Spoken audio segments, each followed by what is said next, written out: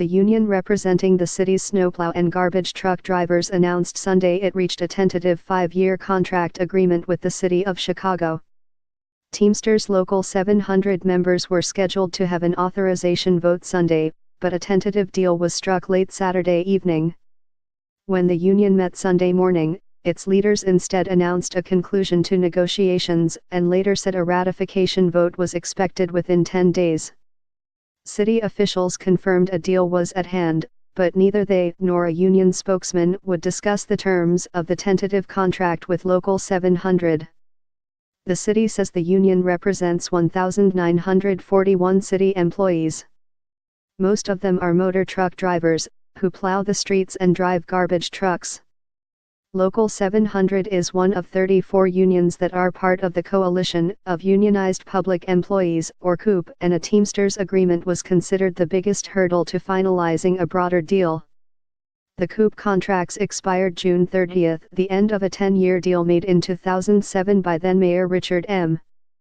Daley as part of an effort to prevent any labor strife as he pursued an ultimately failed effort to land the 2016 Summer Olympics. Those agreements came at a high point for city finances and resulted in 10-year wage increases of about 29.2%. By comparison, the Consumer Price Index during that period rose by 11.8%, according to a May report by City Inspector General Joseph Ferguson. Ferguson recommended the city enter shorter, less generous agreements. But Chicago Federation of Labor President Jorge Ramirez took issue with many of the Inspector General's recommendations.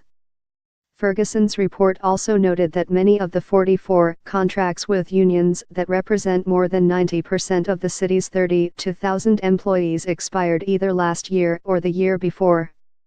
He said, their expiration thus constitutes a generational moment to align the terms of the relationship between the city and its unionized workforce with operational and fiscal imperatives too long deferred. Among the referenced 44 labor agreements is the contract with the Fraternal Order of Police that represents the bulk of the city's roughly 12,000 sworn police officers.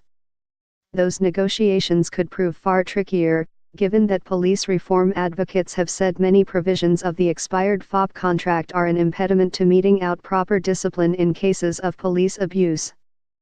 HD Arctic at ChicagoTribune.com. Twitter at @RayPuteral